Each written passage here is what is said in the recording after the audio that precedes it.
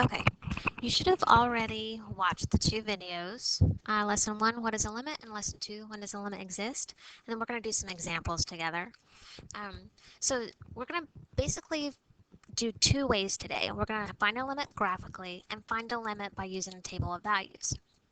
The third way would be algebraically, and we're going to do that tomorrow. So first of all, let's talk about how the limit looks when it's written down. Here's what you'd see in your book. The limit of f of x as x approaches c exists if the limit as x approaches c from the left, that's what that minus sign means, of f of x equals the limit as x approaches c from the right of f of x. So what is that actually saying? They're saying when you find a limit, you have to check both sides, and those two sides have to equal the same thing. So let me show you what it looks like as an example. Here's my graph. Here's f of x. I want to find the limit as x approaches 1 from the left. That's what that little minus sign means. So that means I'm going to start on the left-hand side of my graph, and I'm basically just going to see how far up or down that graph goes, or where does it approach.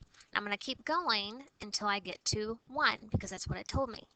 Now it's approaching -2. That's how far down it goes. Even though there's an open circle there, it doesn't matter. We just want to know what is it getting close to.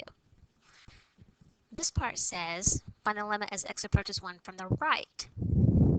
So from the right hand side, I keep on going until I get to x equals 1.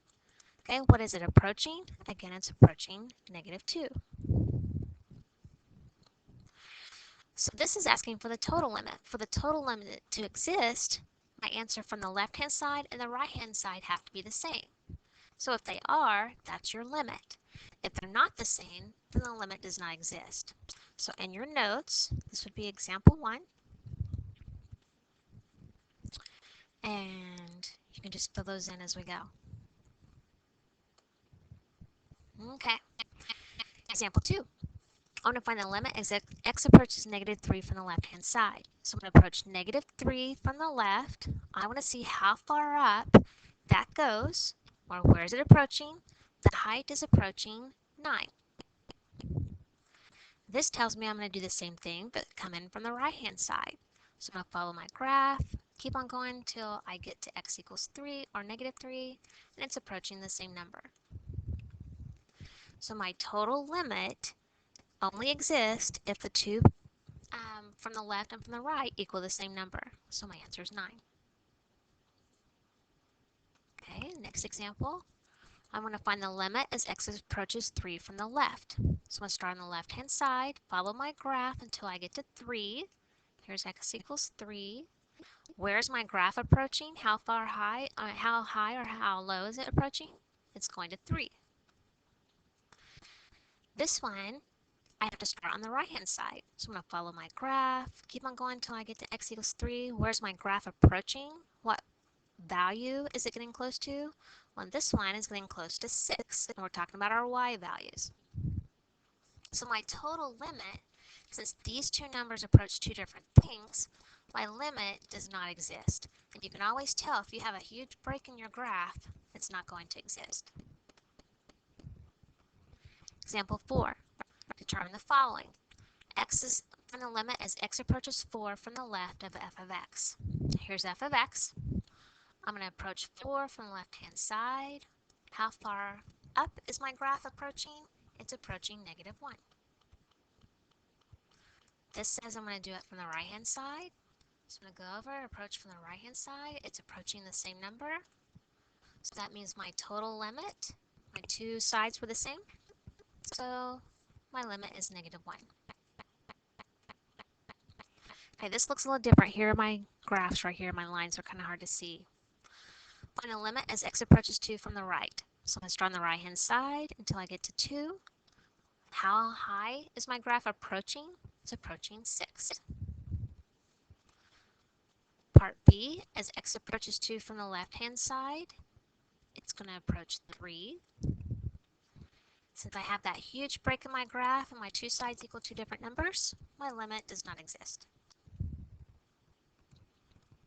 Okay, this time they don't have you check each side, they just want the final limit, but in order to find the final limit, you have to check both sides. So I'm going to check from the left. As x approaches 0, my y value is approaching negative 2. From the right-hand side, same thing. So my answer is negative 2. I want to find the limit as x approaches 1. So from the left, I'm going to follow my graph. How far up or down is my graph approaching? It's approaching negative 1 from the left. It's approaching negative 1 from the right. So my answer is negative 1. Now this point up here, it doesn't matter. I'm just following my graph. My graph itself is approaching negative 1. The limit as x approaches 1. Well, from the left-hand side, I get to 1. How far up is my graph approaching? So from the left-hand side, it's approaching, what was it, 1? From the right-hand side, it's approaching, I go up here, I'm not to 1 yet. Follow my graph, I'm following to x is 1. My graph is approaching 2. So my total limit does not exist because I have this huge break in my graph.